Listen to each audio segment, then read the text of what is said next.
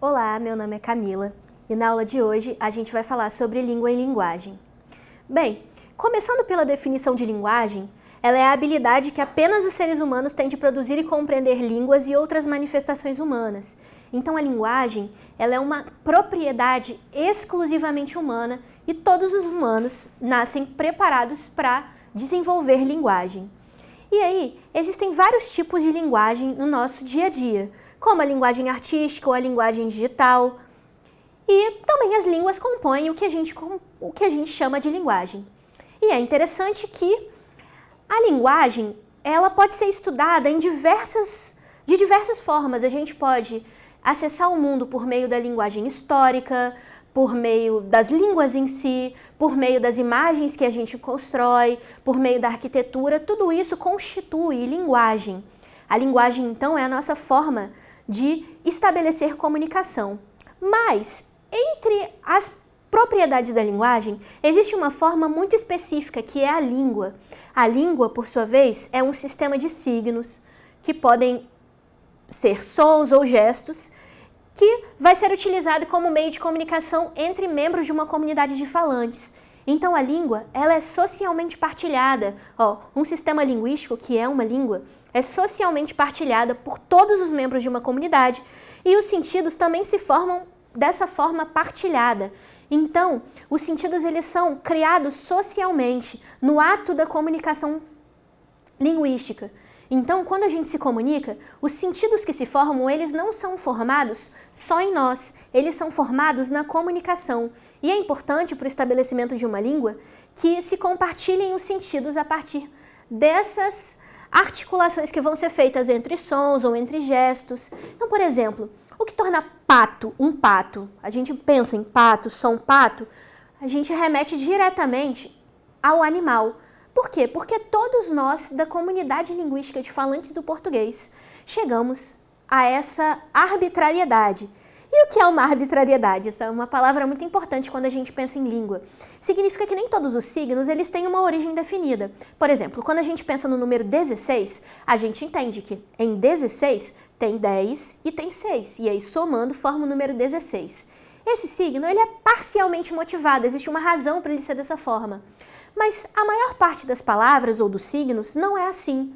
A maior parte das palavras, elas não têm em si uma propriedade que torna um pato, ou uma cadeira.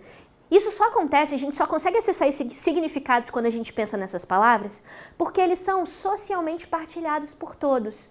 E é por isso que os signos são arbitrários. Não existe necessariamente uma razão para ele ser dessa forma, mas ele é. E todos nós que somos falantes de uma língua sabemos que é. Bem, agora a gente passa para o próximo quadro. Bem, retomando a arbitrariedade dos signos, a gente vê que os signos em si, eles só significam alguma coisa porque eles são socialmente partilhados. Então, eu trouxe 4 pontos para discussão a partir dessa discussão de língua, linguagem e signo que estamos fazendo aqui. A primeira discussão é que a língua, ela nos insere no mundo nas dimensões histórica e biopsicossocial. Ou seja, é por meio da língua que a gente se relaciona com o mundo e com as pessoas e com as coisas e com a paisagem.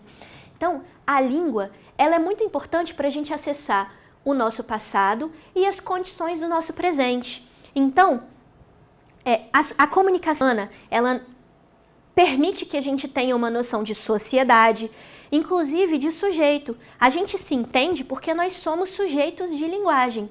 A linguagem é muito fundamental para a nossa existência e para a nossa localização na Terra.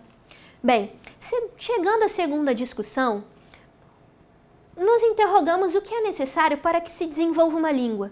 Porque apenas os seres humanos podem formar linguagem, podem se localizar dentro de uma língua. Isso acontece porque nós temos acesso a 2 condições. A primeira delas é uma condição mesmo biológica, uma base cerebral, um setor do cérebro que é preparado para aprender a linguagem. A gente é capaz, por exemplo, de articular diversos sons e a gente vai marcando ao longo do tempo quais são os sons próprios da nossa língua. E essa marcação, ou essas palavras que a gente vai internalizando, ou essas estruturas sintáticas, essas metáforas, toda a estrutura da língua, ela é marcada por meio de estímulos linguísticos. Então, durante a infância, nós somos muito capazes de aprendermos uma língua, porque nós temos uma base biológica e, além disso, a gente ouve as pessoas se comunicando. A gente ouve a língua e aprende a partir dela. E é por isso, por exemplo, que a gente fixa os sotaques do lugar de onde a gente vem. A gente fixa os significados do lugar de onde a gente vem, de onde a gente circula.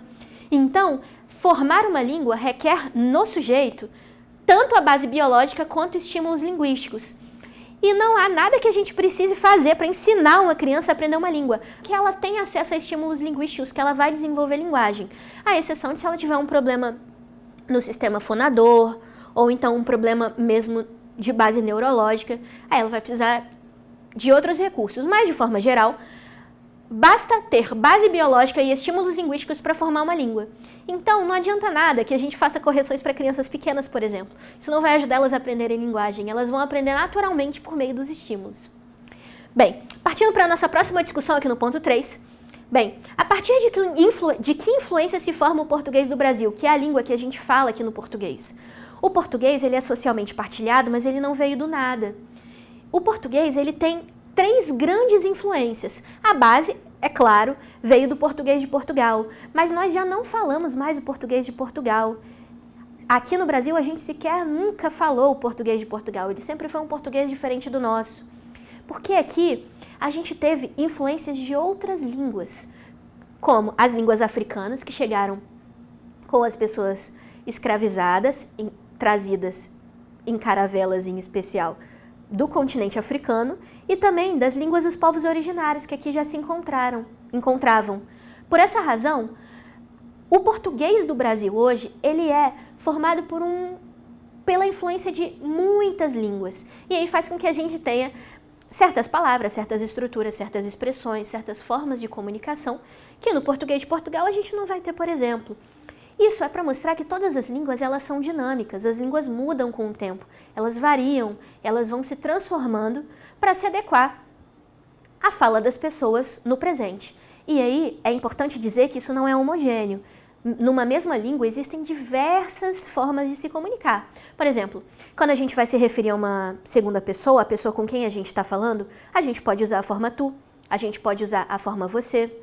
São 2 formas de dizer a mesma coisa, mas são formas diferentes que podem variar a depender de diversas circunstâncias, como escolaridade, lugar do Brasil, ou então o tempo histórico do texto. Hoje é muito provável que a gente encontre que a gente encontre você, mas no passado a forma tu era muito corrente.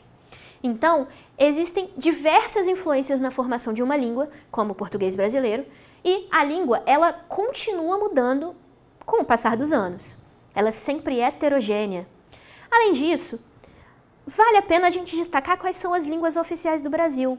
Aqui a gente tem o português, é claro, mas a gente também tem a língua brasileira de sinais, ou Libras, que é uma língua gestual. E aí é interessante que, assim como a língua oral, como o português, quando a gente pensa sobre a língua brasileira de sinais, ela também varia, ela também forma um sistema de signos.